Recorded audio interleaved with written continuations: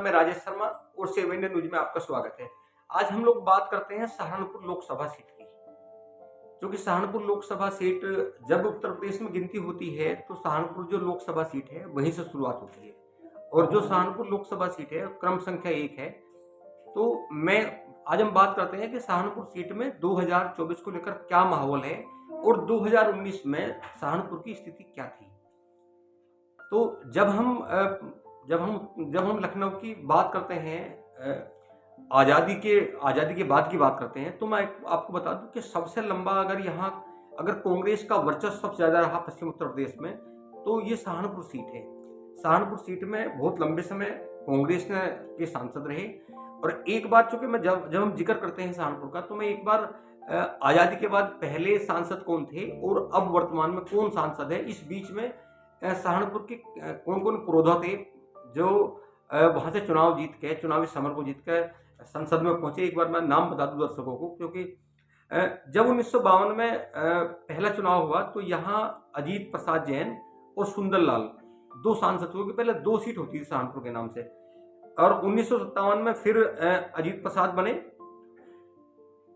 1962 में फिर सुंदरलाल बने, 71 में फिर सुंदरलाल बने।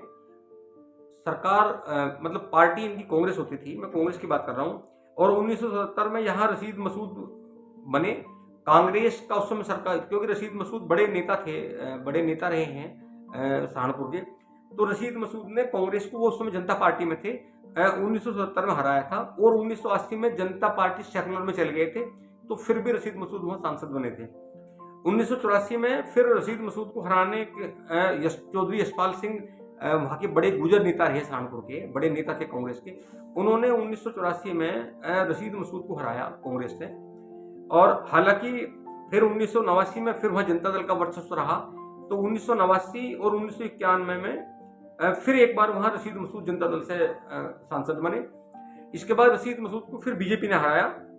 हम बात करते हैं नकली सिंह की। तो चूंकि नकली सिंह ऐसे नेता रहे 1996 और 1998 जब 2 चुनाव हुए थे लगातार, 2 बार जल्दी सरकार गिर गई थी केंद्र की, तो दोनों बार नकली सिंह भारतीय जनता पार्टी के, मतलब पहले जो सांसद थे भाजपा के, जो पहले सांसद वहां रहे सहारनपुर में, जिन्होंने पूरा मिथक तोड़ा रशीद मसूद का और कांग्रेस का, वो नकली सिंह थे। नकली सिंह 1996 और 1998 की लोकसभा में भाजपा से वहां सदस्य रहे। 1999 में फिर मंसूर अली खान आए, वो बहुजन समाज पार्टी के सांसद रहे। इसके बाद 2004 में फिर रशीद मसूद आए और वो समाजवादी पार्टी से फिर एक बार सांसद बने।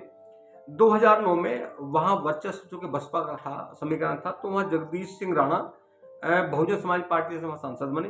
2014 में वहाँ राघव लखनपाल बीजेपी के तीसरे सांसद के रूप में राघव लखनपाल फिर वहाँ सांसद बने।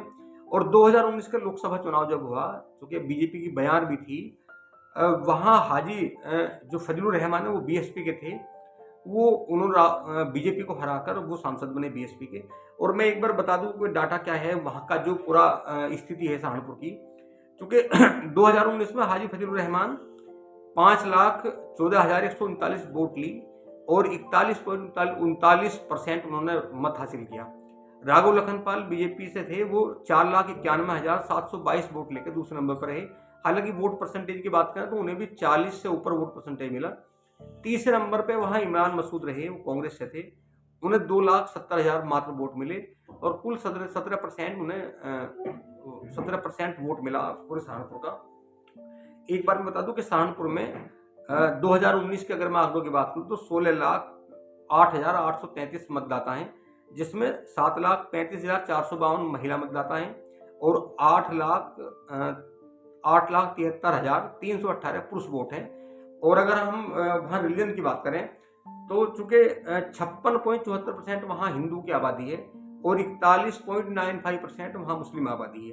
और सहारनपुर में इस समय, अगर मैं विधानसभा सीटों की बात करूं तो इस समय सहारनपुर में जो सहारनपुर लोकसभा है, मैं इसकी बात करूं तो यहाँ चूंकि सहारनपुर नगर सीट है, यहाँ भेड़ सीट है, यहाँ सहारनपुर देहात है, देवबंद है और रामपुर मनिहारन है।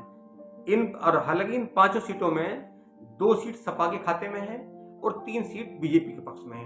अब देखना यह है कि 2024 के माहौल को लेकर 2024 का माहौल क्या है।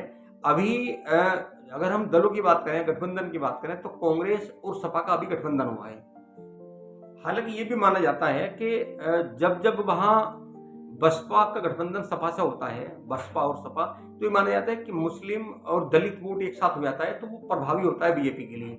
और चूंकि अब सपा और कांग्रेस का गठबंधन हुआ है और कांग्रेस के नेता इस समय इमरान मसूद है। इमरान मसूद सहारनपुर के बड़े नेता हैं, लेकिन वो अभी तक संसद नहीं जीते, संसद नहीं पहुंचे। वो हर बार संसदीय चुनाव हार जाते हैं, विधायक तो जीत जाते हैं, लेकिन जब लोकसभा का मामला आता है तो हार जाते हैं।